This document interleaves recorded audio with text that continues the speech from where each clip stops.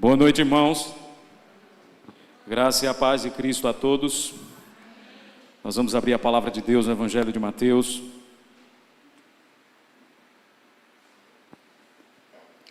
E vamos fazer a nossa sequência de exposição bíblica neste Evangelho. Abra sua Bíblia no Evangelho de Jesus, segundo escreveu Mateus.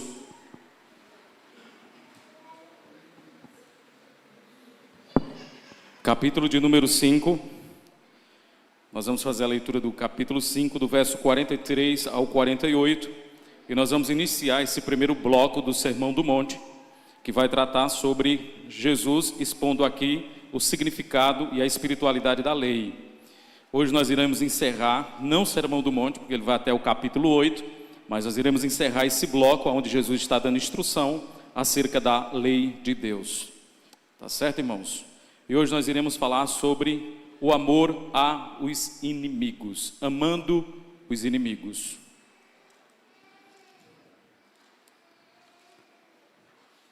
Capítulo 5, do verso 43 ao verso 48. Espero que os irmãos tenham encontrado a passagem bíblica. E nós vamos fazer a leitura do texto sagrado. Diz assim a palavra de Deus, meus irmãos: ouvistes o que foi dito: amarás o teu próximo e odiarás o teu inimigo. Eu, porém, vos digo: amai os vossos inimigos e orai pelos que vos perseguem, para que vos torneis filhos de vosso Pai Celeste, porque Ele faz nascer o seu sol sobre maus e bons, e vê chuva sobre justos e injustos. Porque se amardes os que vos amam, que recompensa tendes? Não fazem os publicanos também o mesmo? E se saudardes somente os vossos irmãos, que fazeis demais? Não fazem os gentios também a mesma coisa? Ou o mesmo? Portanto, sede vós perfeitos, como perfeito é vosso Pai Celeste. Senhor nosso Deus, Rei de todo o universo, onipotente Criador dos céus e da terra, na Tua presença, Senhor, nós adentramos nesse momento em oração ao trono de graça, pelo novo e vivo caminho preparado por Jesus para nós. E buscamos a Tua face, ó Deus, e te pedimos nesta noite de hoje, que Tu possas, ó Deus, desafiar os nossos corações a vivermos esse amor pleno e perfeito que o Senhor derramou em nossos corações pelo Espírito Santo que nos foi dado.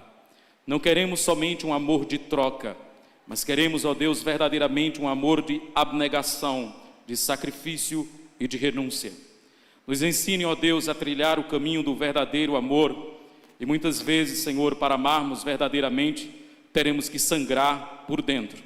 Teremos que atar as feridas do nosso coração e agir de forma generosa com o nosso próximo, inclusive se ele for o nosso pior inimigo. Desafio, ó Deus, as nossas almas nessa noite de hoje, e que possamos submeter os nossos corações aos princípios da Tua palavra.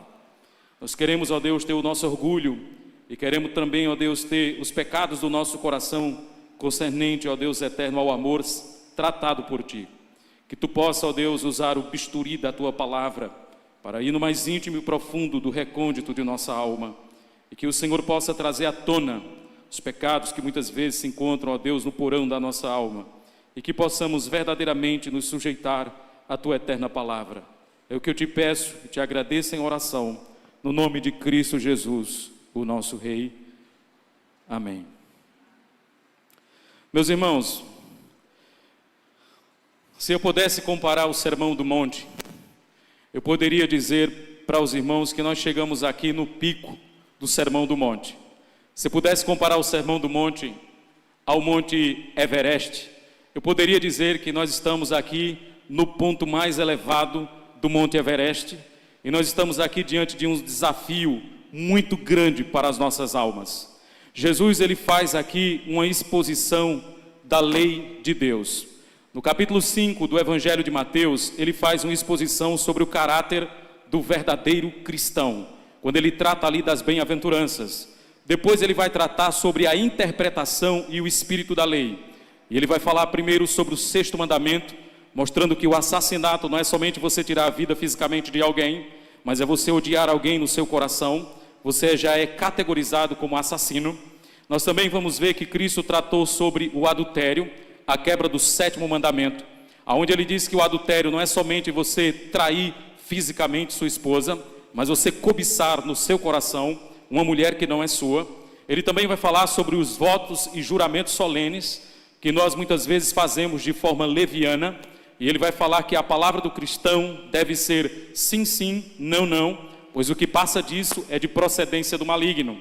E ele vai tratar também, ou ele tratou também sobre a vingança, onde ele disse que nós não devemos nos vingar daquele que nos fere, daquele que nos machuca, mas nós devemos virar outra face, caminhar a 2ª milha e deixar a capa. E por fim, ele vai tratar aqui sobre o mandamento do amor, que eu poderia dizer que é o resumo de toda a lei, e ele vai falar sobre o amor ao próximo, ou seja, ele vai falar da 2ª tábua da lei.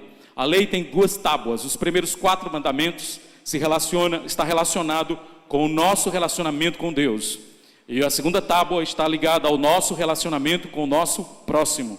E Jesus está agora aqui tratando dessa 2ª tábua da lei, de como nós devemos amar o próximo e quem de fato é o nosso próximo. E ele vai iniciar dizendo mais uma vez, fazendo aquele trocadilho que ele faz: ouvistes o que foi dito, eu porém vos digo. Veja aí o que ele diz no verso 43, ouvistes o que foi dito. Ele aqui está apontando para o ensino dos anciãos, ou dos rabinos judeus. Amarás o teu próximo e odiarás o teu inimigo. Nesta frase, nesse versículo, nós temos uma verdade e nós temos uma mentira. Qual é a verdade desse versículo? A verdade é que de fato nós devemos amar o nosso próximo como a nós mesmos. Esse é um ensino não do Novo Testamento, mas esse é um ensino de toda a Bíblia. Se você for ler Levíticos capítulo 19 e versículo 18, está lá escrito: amarás o teu próximo como a ti mesmo. Ou seja, o mandamento de amar o próximo está ligado à lei de Deus. Então não é algo do Novo Testamento, mas é algo também que está nas páginas do Antigo Testamento. Nós sabemos que no livro de Deuteronômio vai dizer o seguinte, que nós devemos amar a Deus e amar o próximo como a nós mesmos, e aqui é um resumo de toda a lei divina, ou de toda a lei de Deus.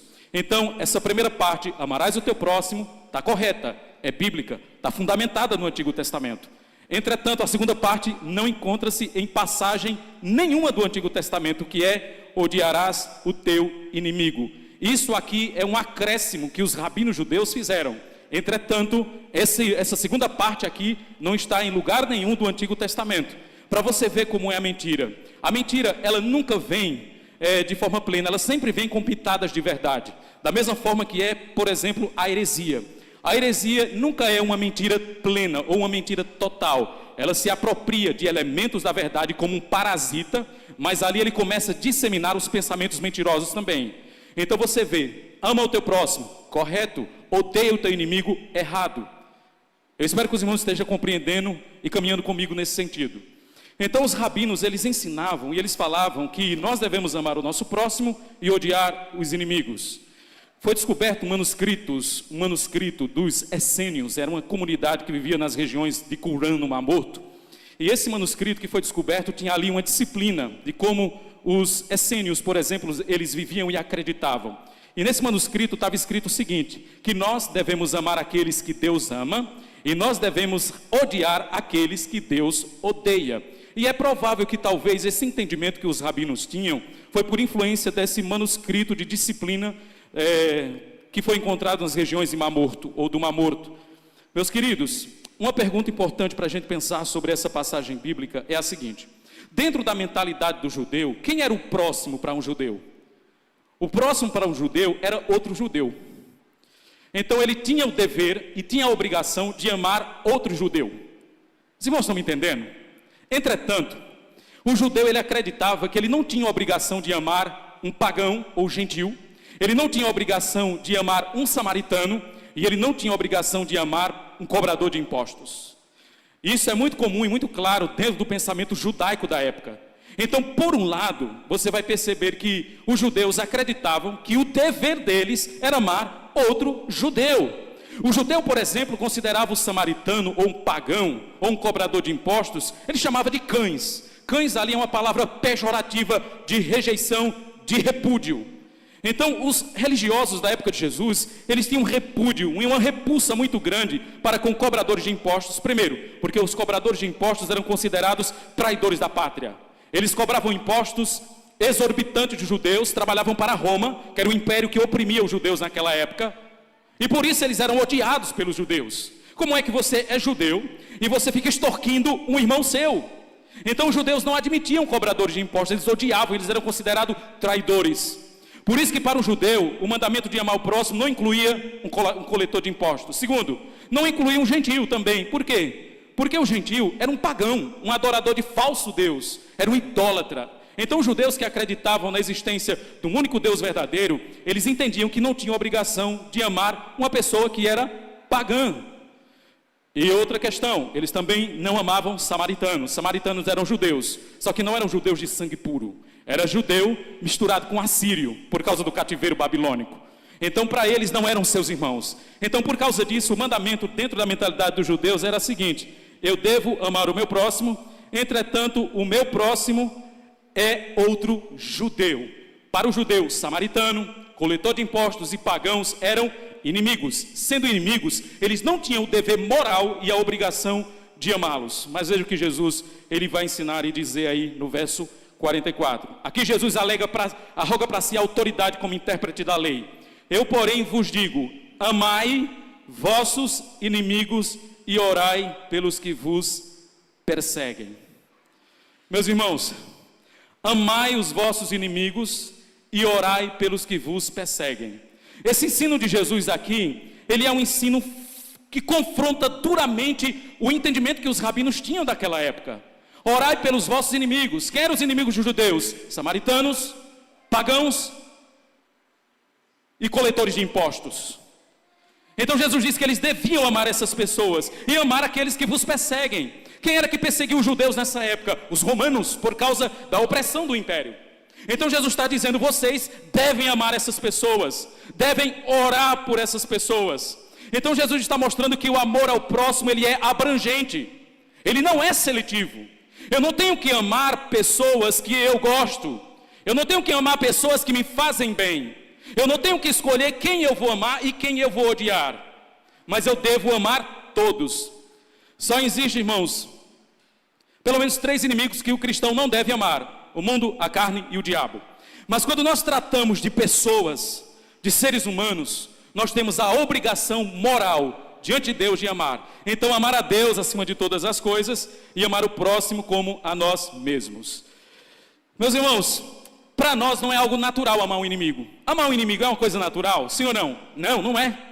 Natural é eu amar a mim mesmo. Natural é eu olhar para mim mesmo e me amar. Mas eu amar o inimigo não é natural. Natural é eu odiar o inimigo, eu ter repulsa pelo inimigo, eu rejeitar o inimigo e desejar o mal do inimigo. Isso é natural no coração do homem caído. Mas amar o inimigo, isso é contra a nossa natureza. É como diz, por exemplo, aos amigos a paz e aos inimigos a lei. Então, geralmente no nosso coração, nós temos uma dificuldade muito grande de amar os nossos inimigos. Será que Jesus está nos dando aqui um mandamento e uma ordem impossível de ser cumprida? Será que tem condições de nós amarmos os nossos inimigos? Será que nós temos condições de amar pessoas que nos rejeitam, nos caluniam, nos desprezam e querem o nosso mal? Será que nós temos condições de amar essas pessoas? Eu penso que sim. Jesus não ia dar uma ordem absurda para nós cumprirmos ela. Mas perceba comigo alguns detalhes importantes. Primeiro, nós confundimos muitas vezes o amor pela afeição. E na Bíblia são coisas distintas e coisas diferentes. A Bíblia não diz que você tem que gostar de todo mundo, porque se a Bíblia falasse isso, seria uma ordem impossível. Você gosta de pessoas que têm coisas em comum, comuns com você. Pessoas que têm os mesmos gostos, pessoas que têm as mesmas perspectivas, pessoas do seu convívio. Por que não existe na Bíblia um mandamento explícito ali para você amar uma mãe? Porque isso é algo natural, a gente ama uma mãe. Por que não tem um mandamento específico para amar um filho? Porque naturalmente nós já somos inclinados a isso. Mas tem um mandamento dizendo: ame o inimigo. Por quê? Porque isso não é algo natural, é algo sobrenatural. Não é algo ordinário, mas é algo extraordinário. Não é algo humano, mas é algo divino. não é um produto do coração do homem, mas é uma obra da graça no coração do pecador. Portanto, meus irmãos, quando a Bíblia diz que nós devemos amar os inimigos, não significa que nós devemos gostar dos nossos inimigos. E eu queria já aqui tirar um fardo enorme das suas costas, porque você talvez esteja pensando aí, pastor, quando eu penso em amar os inimigos, parece que a minha mente entende, mas meu coração não vai junto. Eu entendo que eu devo amar meu inimigo, mas meu coração despreza e rejeita profundamente. Uma coisa que eu queria frisar nessa noite de hoje para nós, é que você não é obrigado a gostar de todo mundo, mas você é obrigado a amar todo mundo. E outra coisa, irmãos, nós não temos como gostar de todo mundo, não tem jeito, isso é impossível. Já imaginou? Uma pessoa calunia você, fere você, machuca você, e você tem afeições por ela. Não, naturalmente isso não vai acontecer em nós, mas nós devemos amar essas pessoas. E amor nas Escrituras não é um mero sentimento. Amor nas Escrituras são atitudes que nós devemos ter para com o nosso próximo. E Jesus vai tratar dessas questões um pouco mais na frente. Ele vai dizer que nós devemos primeiro amar os nossos inimigos. A palavra amar aqui é a palavra agapau, que significa um amor incondicional, porque não depende do mérito do outro. E ele vai dizer, orai pelos que vos perseguem. Irmãos, orar pelos que vos perseguem. Pastor, tem muitas pessoas me perseguindo, tem muitas pessoas me maltratando, me desprezando. Vou orar por elas. Senhor, que quando essa pessoa sair de casa, uma carreta de bujão de gás passe por cima dela. Não é esse tipo de oração que Jesus está nos autorizando a fazer. E nós temos orações imprecatórias na Bíblia. Eu vou explicar em que contexto elas estão situadas. Mas não é esse tipo de oração que Jesus está dizendo. Se tem alguém querendo me maltratar, me perseguir, eu não tenho que orar para Jesus colocar uma doença nessa pessoa e levá-la. Não é esse tipo de oração que Jesus está falando, mas é buscar o bem do outro. E Jesus está dizendo que nós devemos orar por essa pessoa. Irmão, se tem uma coisa que a oração cura, é o ressentimento e a amargura. Quando nós estamos amargurados e ressentidos com alguma pessoa, por algum mal que a pessoa nos fez, a última coisa que a gente quer é orar para pedir para Deus ter misericórdia, dar graça a essa pessoa. Nós não oramos assim. E nós não queremos orar assim. Mas se você já teve a experiência de fazer o teste, de orar por uma pessoa que machucou você profundamente, e não orar de forma imprecatória, e você insistir em oração pela vida dessa pessoa, o ressentimento, a mágoa que você carrega no coração, ela vai começando a se dissipar. O difícil é você dobrar os joelhos e orar pela vida dessa pessoa. Mas quando você começar a fazer isso, os ressentimentos e as mágoas vão começando a se dissipar do seu coração. Então, uma atitude que Jesus ensina, pela qual nós demonstramos amor com o nosso próximo, com o nosso inimigo, é orando por ele. Orar pelo inimigo é uma atitude de amor. Independe se você gosta dele ou não. Independe se você tem afeições por ele ou não. Você deve orar por ele. Irmãos, uma palavra aqui sobre os salmos imprecatórios, porque nas Escrituras nós encontramos muitos salmos imprecatórios, e parece que há uma contradição aqui. Por um lado, a gente vê Davi dizendo, Senhor, quebra os dentes dos inimigos, despedaça eles, acaba com eles, Senhor. E por outro lado vem Jesus dizendo aqui, ore pelos que vos perseguem. E pelo contexto aqui, me parece que Jesus não está falando sobre imprecação. Só que existe uma situação em que a oração imprecatória, ela tem sentido. Primeiro, a primeira coisa importante é que a oração imprecatória não é um desejo de vingança pessoal. Quando o salmista está imprecando, ele não está pedindo para Deus fazer uma vingança para satisfazer o coração dele. Os salmos imprecatórios estão dentro de um contexto de justiça geral e não de vingança particular. Isso é importante. Segundo, nós devemos orar de forma imprecatória pelos inimigos de Deus, não pelos nossos inimigos. Eu sei que às vezes os inimigos de Deus são nossos inimigos, mas nem sempre isso é verdade. Jesus não está falando aqui dos inimigos de Deus, mas dos nossos inimigos. A oração imprecatória, quando o salmista ora imprecatoriamente, ele está orando pelos inimigos de Deus. O rei de Israel, ele representava a nação, ele representava o povo, e os inimigos do povo eram os inimigos de Deus. Então a oração imprecatória, ela faz sentido nesse quesito. A oração imprecatória não é contra um inimigo em particular, mas contra os inimigos de modo geral. Então, existe um espaço em que a oração imprecatória, ela cabe. Mas a Bíblia não autoriza em momento nenhum, eu orar de forma imprecatória por um inimigo pessoal meu e pedir que Deus satisfaça uma vingança do meu coração. O contexto de oração imprecatória é um contexto de justiça e não um contexto de vingança.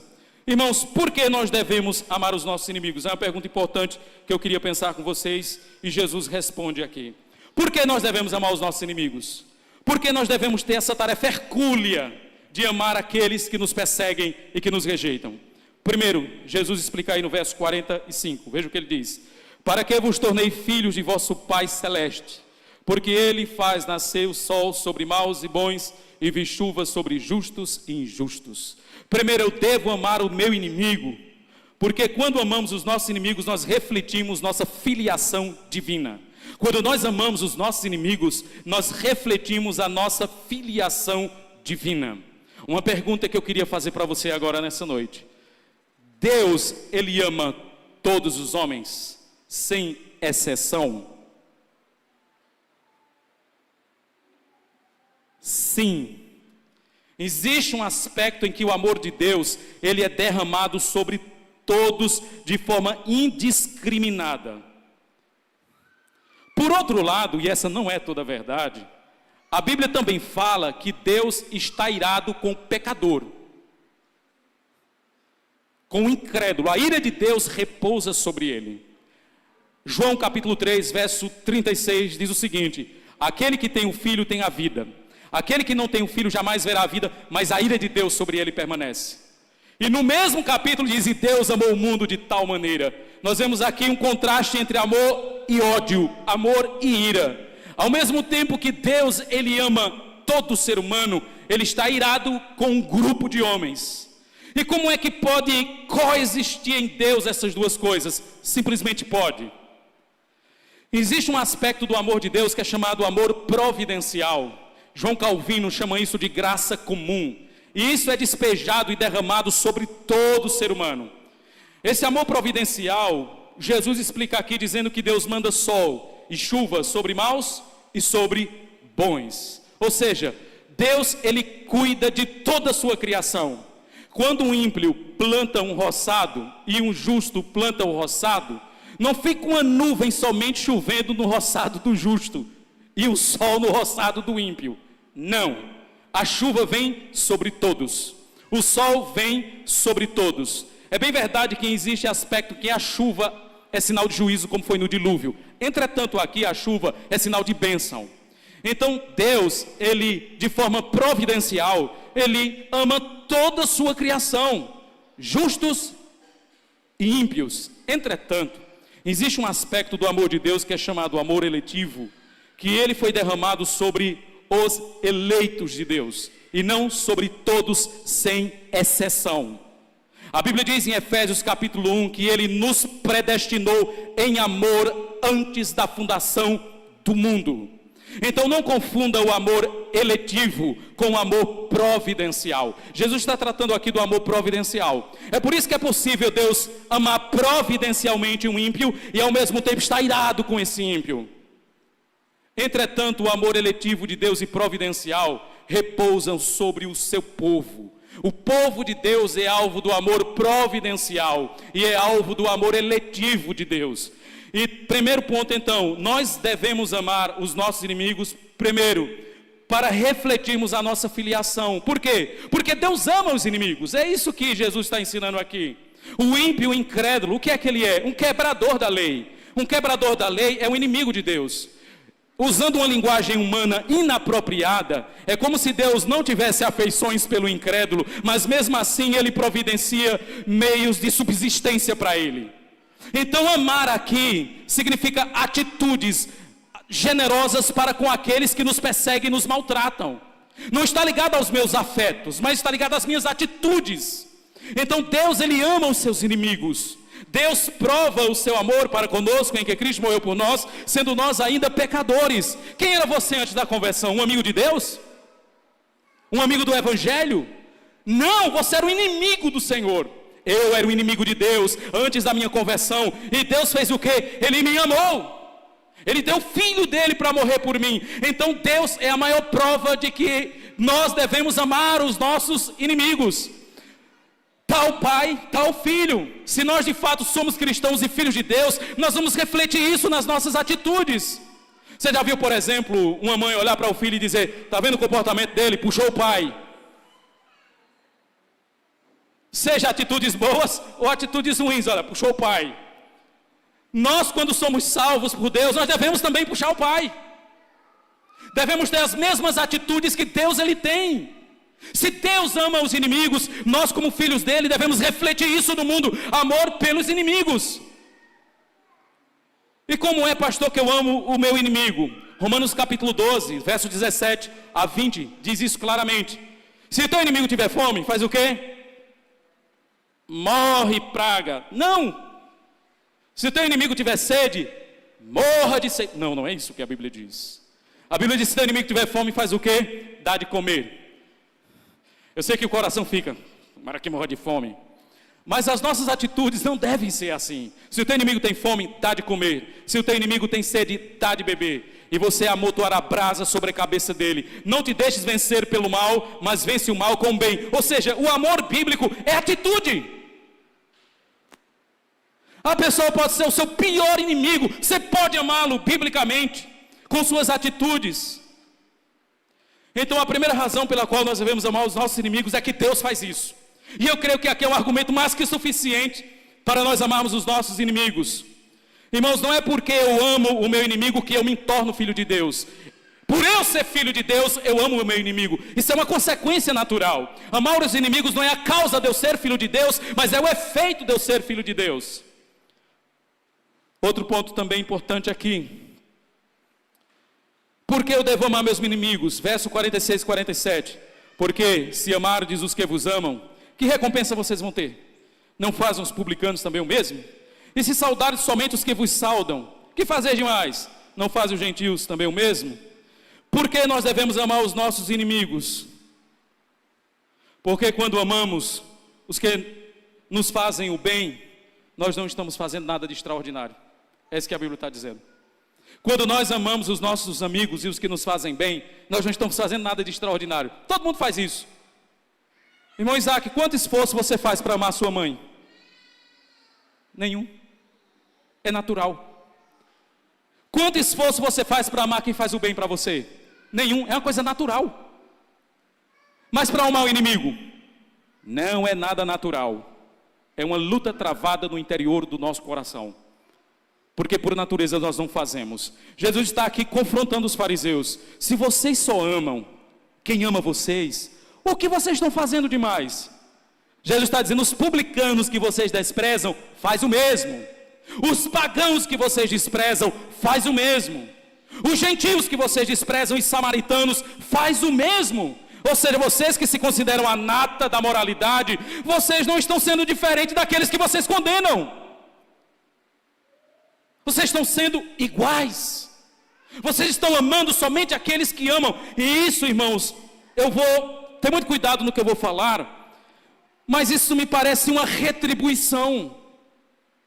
Uma pessoa que faz o bem, que cuidou de você, que amou você, é natural que você devolva isso para a pessoa.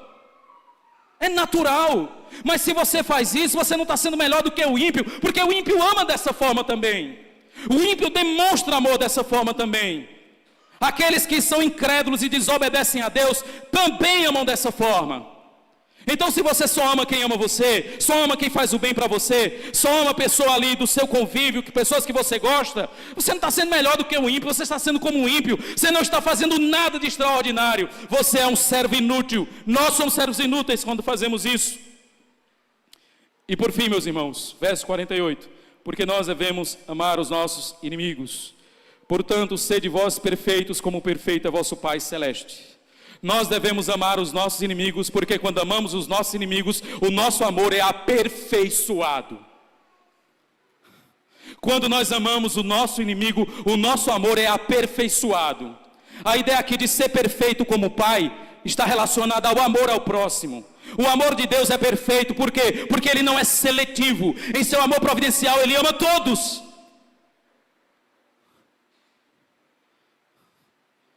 Em seu amor providencial, Ele ama todos. Então, se nós amamos de forma seletiva, esse amor é imperfeito, esse amor é manco, é falho. Mas se eu amo todos, inclusive os meus inimigos, se os meus inimigos são alvos do meu amor, esse é um amor perfeito. Porque é assim que Deus ama. Então amar o inimigo aperfeiçoa o nosso amor. Por que amar o inimigo aperfeiçoa meu amor? Porque exige o quê? Um sacrifício intenso e profundo. 1 Coríntios capítulo 13, versículo de número 5 diz: o amor tudo crê, o amor tudo espera, o amor tudo suporta e o amor jamais acaba. Irmãos, o amor, ele é aperfeiçoado quando há sacrifícios para ele. Quando você tem que viver uma vida de abnegação para amar o seu próximo, o seu amor está sendo aperfeiçoado por Deus. Amar somente quem te ama não aperfeiçoa teu amor. Amar somente quem te quer bem não aperfeiçoa teu amor. Mas amar quem quer o seu mal, amar quem persegue você, aperfeiçoa seu amor. O amor é aperfeiçoado quando nós amamos os nossos inimigos. O único amor que não é aperfeiçoado quando ama o inimigo é o amor de Deus, porque ele já é pleno por natureza, ele já é perfeito por natureza, mas o nosso amor não é perfeito por natureza. Então, quando nós amamos os nossos inimigos, quando nós amamos os que nos perseguem, o que quer o nosso mal, a nossa desgraça, quando nós amamos essas pessoas, o nosso amor acaba sendo aperfeiçoado por Deus. Caminhando para o fim, meus irmãos, amar quem nos ama, isso é humano. Odiar quem nos ama é diabólico. Mas amar quem nos odeia é divino. Amar quem nos ama é humano. Todos fazemos isso, constantemente. Odiar quem nos ama, isso é diabólico. Mas amar quem nos odeia, isso é algo divino. E nós somos chamados por Deus, irmãos, para amar aqueles que não nos amam. Mas pastor, como? Orando por essa pessoa. Como eu devo amar? Se ele precisar, se o seu pior inimigo precisar de você, você tem que estar lá para ajudar, não para terminar de matar. Irmãos, isso é algo confrontador para o meu coração. Nós estamos aqui no pico do Monte Everest. Jesus está exigindo de nós aqui uma altitude de altruísmo muito grande. Algumas considerações para a nossa reflexão. A primeira consideração que eu tiraria para nós é a seguinte: os nossos inimigos, irmãos, e as pessoas que são muito difíceis de você amar, são as ferramentas que Deus vai usar para aperfeiçoar o seu amor. Os nossos inimigos e as pessoas difíceis de amar são as ferramentas que Deus vai usar para aperfeiçoar o seu amor. Eu gosto quando a gente fala de amar inimigos, de amar pessoas difíceis, porque, irmãos, para amar inimigos, nós não temos que sacrificar algumas coisas. Nós temos que sacrificar tudo. Nós temos que sacrificar o nosso orgulho, esse gigante que nós levamos dentro de nós. Porque por natureza nós não queremos isso. Mas pode ter certeza de uma coisa: quando você de fato ama o inimigo, ou você ama pessoas que são muito difíceis de amar, o seu amor está sendo aperfeiçoado por Deus. O inimigo, ele é uma lixa. O seu amor é uma madeira. E Deus vai usando o inimigo para aperfeiçoar o seu amor e tornar esse amor uma verdadeira obra de arte. Segundo, meus irmãos, um cristão não tem justificativas para não amar um inimigo, pois o Pai Celeste fez e faz isso constantemente. Deus ama inimigos constantemente. Eu queria que Deus, nessa noite de hoje, humilhasse o meu e o seu coração, porque nós somos seletivos no nosso amor. Nós escolhemos quem nós vamos amar. Deus não. Ele manda chuva sobre todos. Ele manda o sol sobre todos. Ele manda o ar para respirar sobre todos. Sabe o que é isso? O amor divino para com sua criação. E vou mais fundo ainda. Antes da sua conversão, você era um inimigo de Deus. Antes da sua conversão, você vivia em inimizade com o Senhor. E Ele fez o quê? Te amou. Deus amou o inimigo. E o amor ao inimigo gerou uma grande e eterna salvação. Irmãos, o fato de Deus ter amado o inimigo, sabe o que aconteceu? Uma redenção enorme de pecadores. Foi um ato de amar o inimigo que levou Deus a estabelecer a maior obra da história humana, que foi a obra da redenção. Você não imagina o quanto o seu amor por um inimigo pode ser uma ferramenta para Deus trabalhar profundamente, tanto no seu coração, quanto no coração do seu inimigo. Mas nós temos uma vida muito autocentrada. Nós pensamos muito em nós mesmos. As pessoas que nos ferem, nos machucam, nós queremos distância delas. Eu sei que os amigos nos fazem bem, mas os inimigos nos treinam, e nos treinam profundamente. Não despreze o seu inimigo. Ele pode ser um instrumento da providência de Deus para colocar de forma direita aquilo que está torto. E terceiro, quando somos generosos e desejamos o bem dos nossos inimigos, nós estamos amando verdadeiramente. Quando somos generosos com nossos inimigos e buscamos o bem deles, nós estamos amando verdadeiramente. O desafio para nós, irmãos, nessa noite de hoje é olhar para o amor bíblico, para o amor ao próximo, como algo mais profundo do que você pode imaginar. Você lembra que Jesus foi indagado por um homem que perguntou a ele e disse: Senhor, qual é o maior de todos os mandamentos? Jesus falou o quê? Amarás o Senhor teu Deus de todo o teu coração, de toda a tua alma e de todo o teu entendimento. E o segundo é: ama o próximo como a ti mesmo. Qual foi a pergunta que aquele homem fez? E quem é meu próximo? Aquele homem era um judeu. Por que ele perguntou quem era o próximo? Porque para um judeu, quem é o próximo? Outro judeu. Aí Jesus conta uma historinha. Jesus diz: olha, vem descendo um judeu de Jerusalém para Jericó. Ele foi assaltado por homens, bateram nele, deixaram ele quase morto. E o que aconteceu? Veio um sacerdote. O sacerdote é judeu? Sim. Ele viu outro judeu. O que aconteceu? Fez vista grossa. Veio um levita. Levita é judeu? É. Viu outro judeu? Fez vista grossa. Jesus está dizendo: nem os próprios irmãos vocês estão amando. Aí Jesus coloca quem na história? O samaritano. Quem era o samaritano? O inimigo do judeu, que não tinha convívio pacífico com o judeu. Aí Jesus coloca o samaritano na história, e ele vê o judeu. O que é que o samaritano faz? Bem feito. Conflito de séculos, judeus e samaritanos. Deveria ter morrido. Não, Jesus disse que o samaritano vai lá, ata as feridas, cuida dele, leva para uma estrebaria, para uma pensão naquela época, e dá ali um dinheiro, de uma espécie de aluguel. E diz: olha, cuida dele, se ficar devendo alguma coisa, quando eu voltar, eu pago. O samaritano fez aquilo com quem? Com o inimigo, que era um judeu. Irmãos, como é desafiador para nós amarmos assim. Mas talvez em algum momento Deus vai colocar um grande inimigo seu diante de você.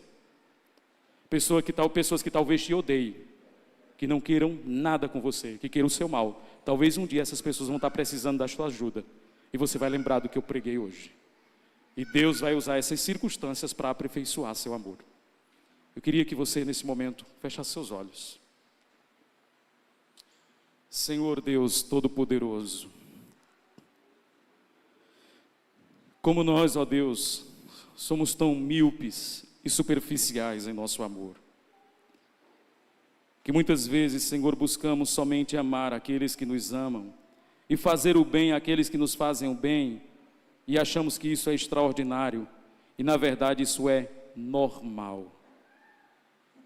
Nos desafia, ó Deus, nessa noite de hoje, a verdadeiramente amarmos o nosso próximo, inclusive quando o nosso próximo for pessoas em quem nós não temos afeição, e principalmente quando o nosso próximo for pessoas que nos odeiam. Quando elas precisarem de uma mão estendida, que nós possamos estender. Quando elas precisarem de uma oração, que nós venhamos orar. Quando elas precisarem de um abraço, que nós venhamos abraçar. Quando elas precisarem de um ato generoso da nossa parte, que possamos tê-lo, Senhor. Pois quando agimos assim, estamos refletindo nossa filiação. Pois o Senhor cuida de forma providencial de toda a sua criação, Pai. Ó Deus, use pessoas difíceis de amar para aperfeiçoar o nosso amor. Que venhamos, ó Deus, compreender que o amor exige um alto sacrifício e um alto custo. Foi assim, ó Deus, quando o Senhor amou pecadores e enviou seu Filho para morrer por nós. Eu oro, ó Deus, nesse momento por pessoas que estão aqui, ó Deus, nesta noite de hoje, e que porventura tiveram a oportunidade de demonstrar amor para pessoas indigestas, e elas preferiram a vingança, preferiram comemorar a situação difícil em que a pessoa estava. Conduze-nos ao arrependimento, ó Deus. Que não venhamos ter prazer na vingança, mas que venhamos, ó Deus, ser instrumentos da graça, principalmente na vida daqueles, ó Deus, que fazem parte dos nossos desafetos. Ajude-nos, ó Deus, a verdadeiramente vivermos a Tua palavra e vivermos o Evangelho. Que o nosso amor, ó Deus, esteja eivado de alto sacrifício, de abnegação, Pai. Que o nosso amor possa ser alimentado com a seiva da graça, para que verdadeiramente, ó Deus, possamos amar como o Senhor ama e viver de fato um amor perfeito, não um amor seletivo. Aplique, Deus, Tua palavra em nossos corações. É o que eu te peço em nome de Cristo Jesus. Amém.